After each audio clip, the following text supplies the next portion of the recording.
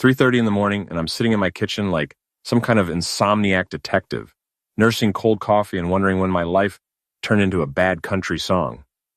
The house creaks around me, old bones settling, just like mine after 15 years of swinging hammers and hauling lumber. Eddie Malloy, contractor extraordinaire, reduced to playing midnight solitaire because his wife thinks he's too stupid to notice she's been coming home smelling like another man's cologne. The front door clicks open. Soft footsteps in the hallway. Jessica thinks she's being sneaky, but after 18 years of marriage, I know every sound she makes. Her heels hit the hardwood in that particular rhythm she uses when she's trying not to wake me. The guilty wife tiptoe. "Working late again?" I call out, not bothering to turn around. She freezes. I can feel her panic from here, thick as morning fog off the harbor. "Eddie, what are you doing up?" "Couldn't sleep. You know how it is. When the bed's empty, sometimes a man's mind starts wandering." She appears in the doorway, all 5'6" of polished perfection. Even at this ungodly hour, Jessica looks like she stepped out of some corporate magazine. Her auburn hair still perfectly styled, makeup touched up. That expensive perfume I never bought her, hanging around her like evidence. The Morrison account ran late. You know how demanding clients can be. Sure do. Especially the kind that leave hickeys. Her hand flies to her neck, fingers covering the purple mark she thought concealer would hide. In the kitchen light, it looks like a neon sign advertising her guilt. That's not... I bumped into a cabinet at the office. The corner caught me weird. Must have been some cabinet, shaped like a mouth, was it? The color drains from her face, but Jessica's always been quick on her feet. That's what made her such a good HR headhunter, the ability to spin BS into gold. "You're being ridiculous, Eddie. I'm tired. We'll talk in the morning." She turns to leave, but her phone buzzes on the counter where she dropped it. The screen lights up with a text preview. "Duke, can't stop thinking about tonight. When can I taste you again?" We both stare at it. The silence stretches like a guitar string about to snap. "Well, I say, picking up the phone. Looks like Duke's got quite the appetite." Jessica lunges for it, but I'm faster. 18 years of construction work keeps a man's reflexes sharp. "Give me that. Easy there, Tiger. Just want to see what kind of business you've been conducting." I scroll through the messages, each one a knife twist in my gut. But funny thing about getting stabbed, after the first few cuts, you start to go numb. Interesting client, this Duke fellow. Very hands-on approach to professional relationships. "Eddie, please, meet me at the lake house. Bring that thing you do with your tongue." Now that's what I call customer service. She's crying now, mascara running down her cheeks like black rain. But I've seen Jessica cry before, usually when she wants something. This feels different. This feels like getting caught. "How long?" I ask. "It's not what you think." "How long, Jess?" 6 months. 6 months. Half a year of coming home to kiss lips that had been wrapped around another man. Half a year of working late and client dinners and me making excuses for why my wife seemed like a stranger in our own bed. "Who is he?" "Derek Duvall. He's a consultant. Ex-military. Of course he is." "Let me guess. Muscles like a Greek god. Drives a truck that costs more than I make in a year. Calls himself the Duke, unironically." Her silence is answer enough. I set the phone down carefully like it might explode. Maybe it already has. "I'm sorry, Eddie. I never meant for this to happen." But it did happen. For 6 months it happened. "We can work through this. Marriage counseling, whatever you want. I'll end it with Derek." "Will you?" "Because these messages suggest Duke's expecting to see you tomorrow night. Something about a special surprise he's got planned." She closes her eyes. "I was going to tell you." "When? After you two ran off into the sunset? After you cleaned out our joint account? Or were you planning to just disappear one day and leave me wondering what the hell happened to my life?" "It's not like that." "Then what's it like, Jess? Explain it to me like I'm one of those dumb construction workers you're always apologizing for at your fancy office parties." That hits home. Her face flushes red. "I never said you were dumb. You didn't have to. Every time someone asks what your husband does, you get that look, like you're embarrassed, like you settled for less than you deserved." "That's not true, isn't it?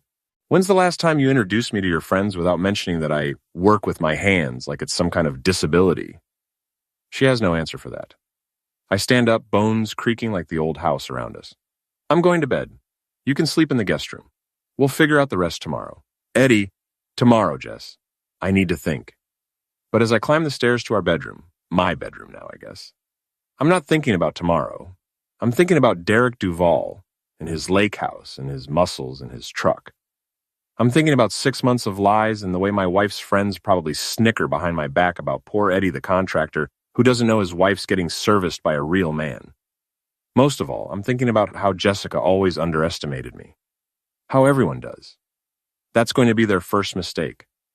Morning comes too early and not early enough. I'm up at 5:30, same as always, but instead of making coffee for 2, I'm making it for 1. Jessica's car is gone, probably slunk off to her sister's place to practice her victim routine. Barney Kowalski shows up at 6 sharp, same as he has every morning for the past 3 years. Barney's my right-hand man, a stocky Polish guy with hands like sledgehammers and a criminal record that would make your grandmother clutch her pearls. But he's loyal as a junkyard dog and twice as mean when crossed. Boss looks like hell, he says, helping himself to coffee. The missus giving you trouble? You could say that. I fill him in on the night's discoveries. Barney listens without interrupting, occasionally grunting or shaking his head. When I finish, he's quiet for a long moment. So what's the play? Information first. Can't fight an enemy you don't understand. I know a guy who knows a guy. Could get us everything on this Derek character by lunch. Legal stuff only, Barn. I'm not looking to go to prison over this. Course not, boss. Just public records, social media, that kind of thing. Amazing what people put online these days. By noon, Barney's back with a folder thick as a phone book. Derek Duvall, age 42, divorced twice, currently renting a lake house on the expensive side of town, drives a black F-150 Raptor, works as a security consultant for various companies, which means he gets paid to look intimidating in expensive suits. Guy's got a type, Barney says, flipping through printouts. Both ex-wives were married when he met them. Seems to enjoy the challenge. What else? Gym rat. Posts workout videos on Instagram like he's training for the Olympics. Real meathead stuff, lots of flexing, lots of protein shake selfies. Anything useful? Maybe. He's got a standing reservation at Mickey's bar every Friday night. Likes to hold court, buy drinks for whoever will listen to his war stories. Mickey's bar. I know it well. Used to go there with Jessica back when we were happy.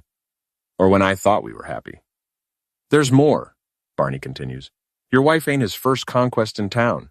Remember Linda Patterson? Married to that accountant, Tom? Word is Duke worked his magic on her last year before moving on to greener pastures. Linda Patterson. I remember her from the 4th of July barbecue, hanging all over some muscle-bound guy, while her husband looked like he wanted to crawl into a hole. That must have been Derek. How many others? At least 3 that I can confirm. Guy's like a tornado, leaves a trail of broken marriages and doesn't look back. My phone buzzes. Text from Jessica. Can we talk? I'm at Chloe's. Chloe Martinez, Jessica's best friend and partner in crime. If there's gossip to be spread or drama to be stirred, Chloe's in the middle of it. She runs the town's most popular Instagram account, documenting every scandal and social event like she's reporting for CNN. Tell you what, Barn, take the afternoon off. I've got some reconnaissance to do. Want backup? Not yet, but stick close to your phone. I drive over to Chloe's house, a perfectly manicured suburban nightmare with more lawn ornaments than a miniature golf course. Jessica's Honda is in the driveway next to Chloe's white BMW, the one she bought with her divorce settlement after catching her ex-husband with his secretary. Through the window, I can see them on the couch, tissues scattered around like confetti. The grieving wife and her supportive friend, no doubt crafting the narrative that'll make Jessica the victim in all this. I don't go in.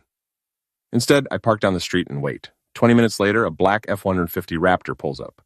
Derek Duvall climbs out. And I get my first good look at the man who's been sleeping with my wife.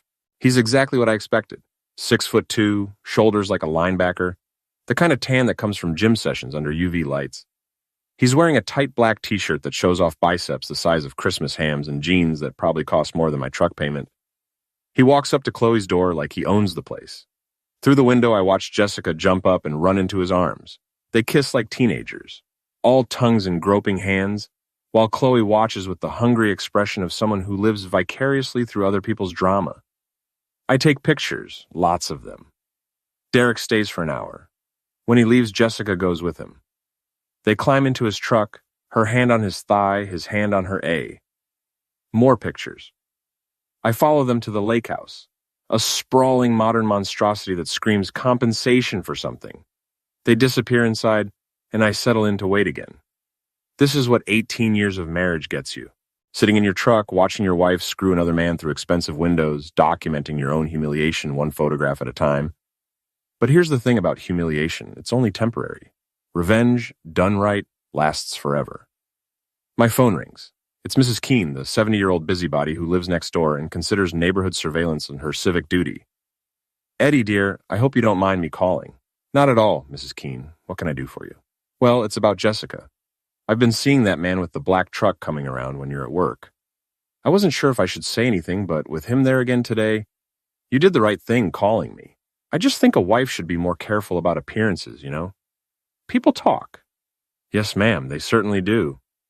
After I hang up, I sit in the gathering dusk and think about appearances, about how Jessica's always been so concerned with what people think, so careful to maintain her image as the perfect wife with the perfect life. That concern is going to be her downfall. Because if there's one thing I've learned in 18 years of construction work, it's that the bigger they are, the harder they fall. And the more perfect someone pretends to be, the more spectacular their collapse when the truth comes out. Jessica wants to play games? Fine, but she's about to learn that the dumb contractor she married has been paying attention all these years. And I've gotten very good at building things. Time to build her a nightmare.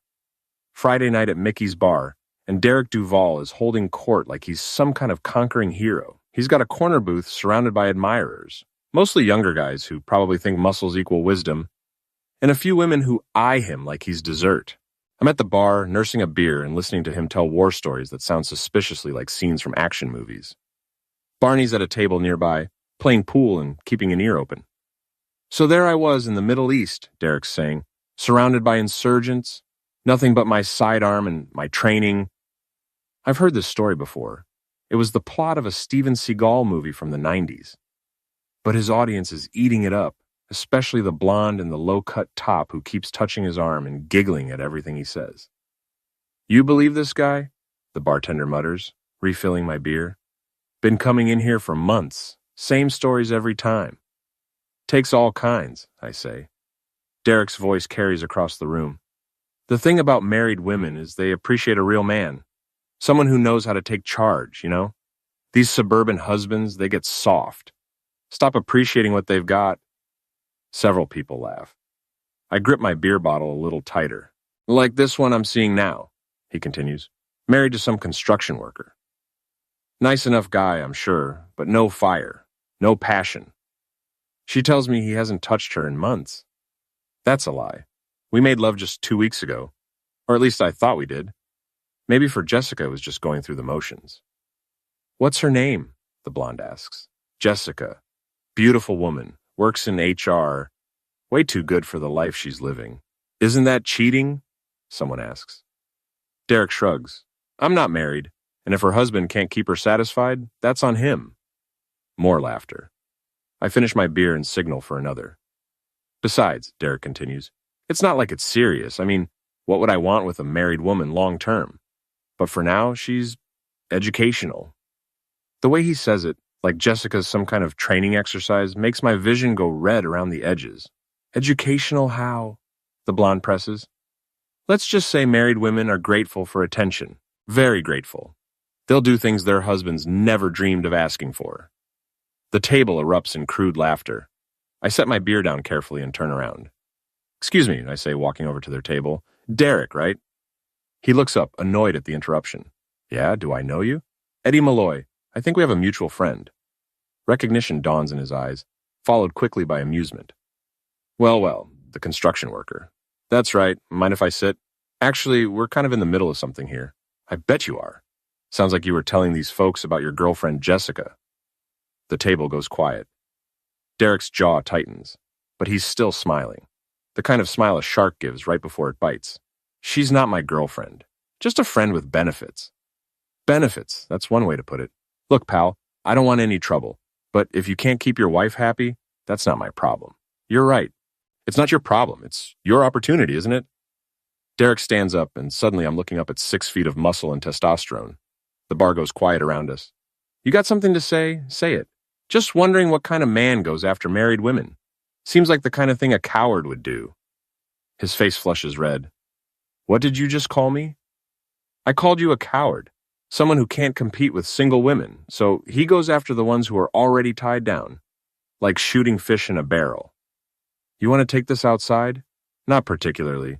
I just wanted to meet the man who's been screwing my wife, see what all the fuss was about. Derek's fist comes at me like a freight train. I don't try to dodge it, just let it connect with my jaw, sending me sprawling across the floor. Pain explodes through my skull, but I don't fight back. Eddie! Barney jumps up from his pool game, but I wave him off. It's fine, Barn. Just a misunderstanding. Derek's standing over me, fists clenched, breathing hard. Stay away from me, old man. And stay away from Jessica. She's made her choice. Has she? Funny, she was crying about it just yesterday. She'll get over it. They always do. I get to my feet, wiping the redness from my split lip. You're probably right. Well, it was nice meeting you, Derek. I'm sure we'll be seeing each other around. Not if you're smart.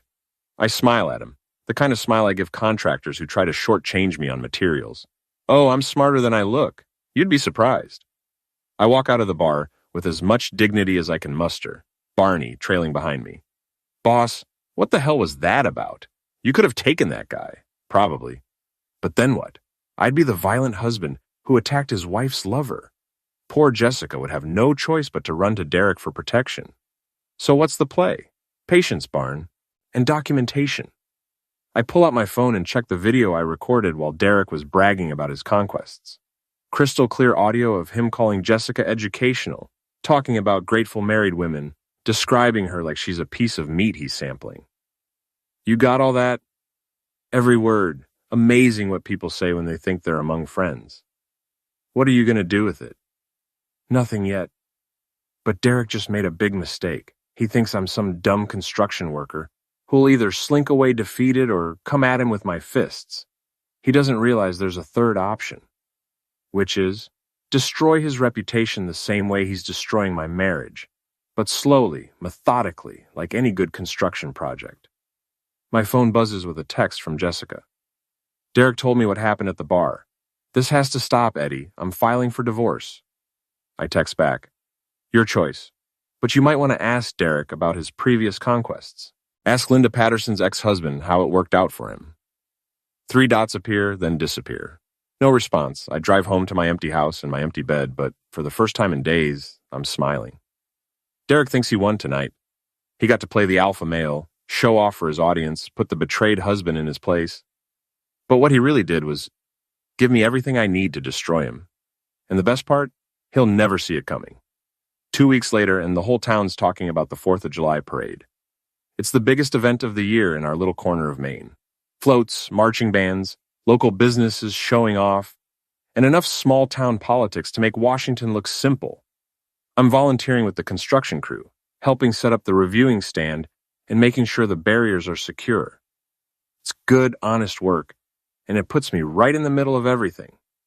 Jessica's there too, of course.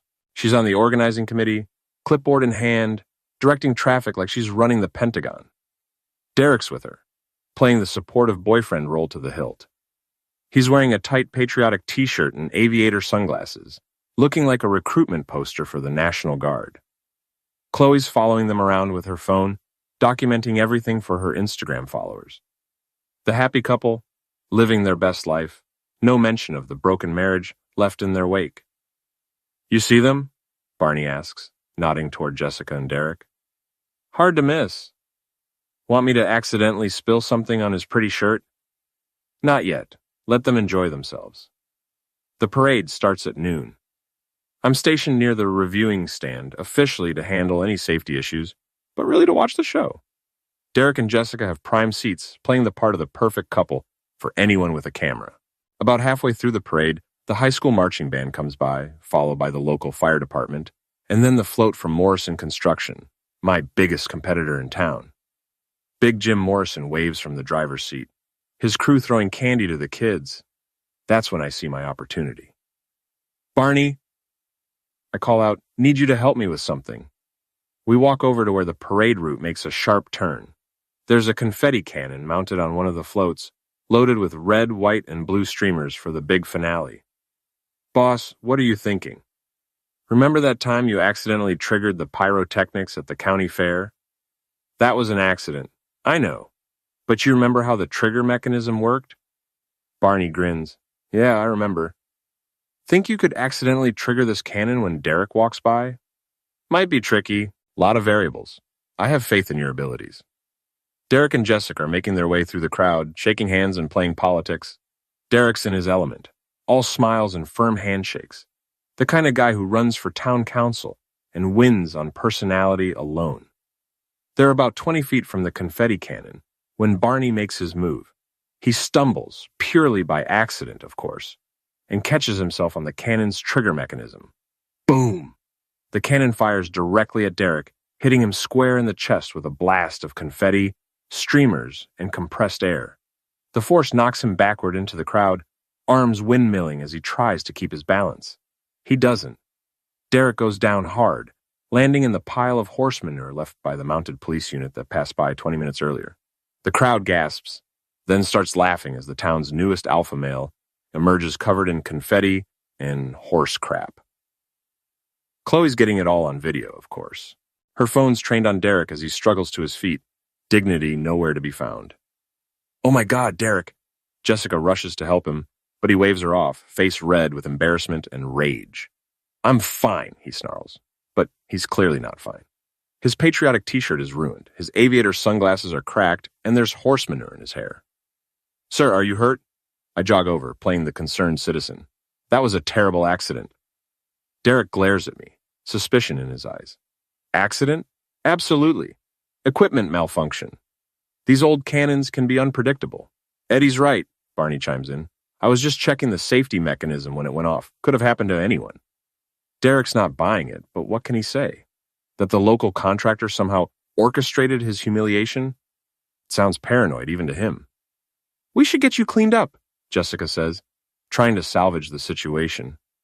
I'm fine, Derek repeats, but his voice cracks slightly. The crowd's still laughing, phone's still recording. His moment of small-town glory has turned into a viral video waiting to happen. They leave quickly, Derek trying to maintain his dignity while covered in horse manure and confetti. Jessica follows, shooting me a look that could melt steel. Nice work, Barn. Just a happy accident, boss. By evening, the video's all over social media. Chloe posted it with the caption, "When life gives you confetti cannons," and it's been shared hundreds of times. Derek Duvall, the town's self-appointed alpha male, getting knocked into horse crap by a parade cannon. My phone rings. It's Jessica. I know you did this. Did what? Don't play dumb, Eddie. The cannon, Derek, all of it. Jess, I was 20 feet away when it happened. Ask anyone. This is maltreatment. No, this is karma. But I understand the confusion. Derek wants to press charges. For what? Getting hit by confetti? Good luck with that. She hangs up. 5 minutes later, Derek calls. You think you're clever, don't you? I think I'm a construction worker who volunteers at community events. Beyond that, I try not to overthink things. This isn't over. I certainly hope not. The entertainment value alone is worth the price of admission. He hangs up too. I pour myself a beer and scroll through the comments on Chloe's video. The town's having a field day with Derek's humiliation. Someone's already made it into a GIF. But this is just the opening act. Derek's embarrassed, but he's not broken. That's going to take more work. Fortunately, I'm very good at my work. Derek's response comes 3 days later. I arrive at the construction site to find my truck tires slashed, "Loser," spray painted across the side of my trailer, and a note tucked under the windshield's wiper. Back off or it gets worse. Barney whistles low. Guy's got a temper. Guy's got no imagination. Vandalism? That's the best he can do? What's the play, boss? First, we call the cops. Get this documented. Then we check the security cameras. The cameras I installed last month after a rash of equipment thefts in the area. The ones Derek doesn't know about, hidden in the trees around the perimeter. Officer Mike Brennan shows up 20 minutes later. Mike and I went to high school together. He was the star quarterback. I was the guy who built the sets for Drama Club. We've maintained a polite rivalry ever since. Looks like someone doesn't like you much, Eddie. Can't imagine why. Mike takes pictures, writes up a report, asks the usual questions. I don't mention Derek by name, but I make sure to tell him about the threatening note. Any idea who might have done this? Could be anyone. You know how it is. Construction sites attract troublemakers. After Mike leaves, Barney and I review the security footage. There's Derek, clear as day, creeping around at 2 in the morning with a can of spray paint and a knife. His face is perfectly visible when he looks up at what he thinks is just a tree branch. Got him, Barney says. We got him committing a misdemeanor. That's not enough. What do you mean? Derek's playing checkers, vandalism, intimidation, caveman stuff. But I'm playing chess. We need him to make a bigger mistake. How do we do that? We make him angrier. That evening, I drive over to Derek's lake house. His truck's in the driveway, lights on in the living room. I park across the street and wait. At 9:30, Jessica's Honda pulls up. She gets out, checks her hair in the side mirror, and walks to the front door like she's been doing this for months. Which, of course, she has. I give them an hour, then I make my move. Derek's truck is a thing of beauty. Black paint job, chrome details, probably cost more than I make in 6 months. It's his pride and joy, his mechanical Johnson extension. I don't damage it. That would be too obvious, too crude. Instead, I leave a note under the windshield wiper. Nice truck, shame if something happened to it. A concerned neighbor. Then I go home and wait. The call comes at midnight. You son of a witch. Derek, it's awful late for social calls. You were here at my house. Was I when? Don't play games with me. I'm not playing anything. I'm in bed trying to sleep. Unlike some people, I have to work in the morning. Stay away from my property. Your property? I thought you were renting. The line goes quiet for a moment. Just stay away. Derek, are you feeling all right? You sound paranoid. He hangs up. I smile in the darkness. The next morning, Mike Brennan calls. Eddie, we got a complaint about you last night. Guy says you were trespassing, making threats. That's interesting. What guy? Derek Duvall. Says you left a threatening note on his truck. Derek Duvall. Isn't he the fellow who was dating Linda Patterson while she was married to Tom? Before he moved on to my wife? Mike's quiet for a moment. Small towns don't have many secrets. Eddie, Mike, I was home all evening. My neighbor, Mrs. Keene, saw me taking out the trash at 10 o'clock. You can ask her. I will. And Mike, you might want to check if Mr. Duvall has any connection to the vandalism at my construction site. Just a thought. After I hang up, I call Mrs. Keene. Mrs. Keene, it's Eddie. I need a small favor. By afternoon, Derek's paranoia is in full bloom. He calls the police twice more, claiming he's being stalked. But there's no evidence, no proof, just the word of a man who's starting to sound unhinged. The beauty of psychological warfare is that the victim does most of the work for you. Derek's so focused on me that he's not thinking clearly. He's making mistakes, burning bridges, alienating the very people who might otherwise support him. At the bar that night, the conversation's all about Derek's meltdown. Guy came in here ranting about maltreatment, the bartender tells anyone who'll listen. Wanted me to ban Eddie from the premises. I told him this is America. You don't get to decide who drinks where. What's his problem anyway? Someone asks. Guilty conscience, probably. You mess with another man's wife, you start seeing enemies everywhere. The crowd murmurs agreement. Public opinion's shifting, and Derek doesn't even realize it. But I'm not done yet. Not even close. Because Derek made one crucial mistake when he vandalized my property. He showed me he's willing to break the law when he's angry. Now I just need to make him angry enough to break bigger laws. The town's annual Founders Day celebration is held at the Union Hall, a cavernous space that doubles as our community center for everything from wedding receptions to political rallies. Tonight, it's packed with half the town, everyone dressed in their Friday best and ready to celebrate our little slice of Maine. I organized this event, sent out the invitations, arranged for the projector and sound system, even hired a DJ. As far as anyone knows, it's just Eddie Malloy throwing a party to boost community spirit. Jessica's here, of course. She couldn't stay away, too worried about what people might think if she didn't show. She's wearing a blue dress I bought her for our anniversary 2 years ago, back when I still thought we were happy. Derek's beside her in a suit that probably cost more than my monthly mortgage payment. Chloe's working the room with her phone, documenting everything for posterity. Barney's by the bar, nursing a beer and keeping an eye on the exits. Mrs. Keene's holding court near the dessert table, dispensing gossip like a pharmacist fills prescriptions. At 8 o'clock, I take the microphone. Evening, everyone. Thanks for coming out tonight. The crowd quiets down, faces turning toward me expectantly. I know some of you have been wondering why I organized this little get-together. Truth is, I wanted to share something with all of you. Something important. Jessica's face goes pale. She knows me well enough to recognize the tone in my voice. See, recently I discovered that my wife Jessica has been having an affair with Derek Duvall. Gasps ripple through the crowd. Phones come out, cameras start rolling. This is the kind of small-town drama that'll be talked about for years. Now I know what you're thinking. Why air dirty laundry in public? Why not handle this privately, like civilized people? Derek starts moving toward me, but Barney steps into his path, shaking his head slightly. The thing is, Derek here has some very interesting opinions about married women, about gratitude and education, and what happens when husbands don't appreciate what they've got. I nod to Barney, who's manning the projector. The lights dim, and Derek's voice fills the hall, crystal clear through the sound system. The thing about married women is they appreciate a real man, someone who knows how to take charge, you know? These suburban husbands, they get soft. Stop appreciating what they've got.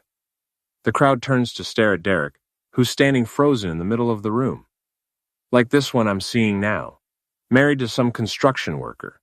Nice enough guy, I'm sure, but no fire, no passion. She tells me he hasn't touched her in months. Jessica covers her face with her hands. Chloe's phone is trained on her, capturing every moment of her humiliation. "What's her name?" comes the blonde's voice from the recording. "Jessica.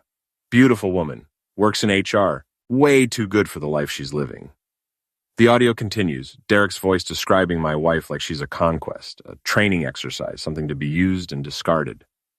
The crowd's getting restless, murmurs of disapproval growing louder. "But here's the really interesting part," I say, pausing the playback. "Derek's got a pattern. Linda Patterson, Sarah Williams, Janet Foster, all married women, all seduced and abandoned when he got bored." I nod to Barney again. The projector switches to a slideshow.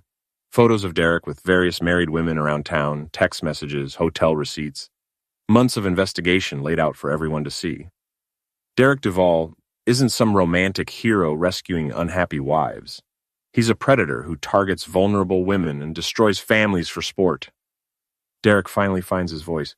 "This is slander. You can't what? Tell the truth?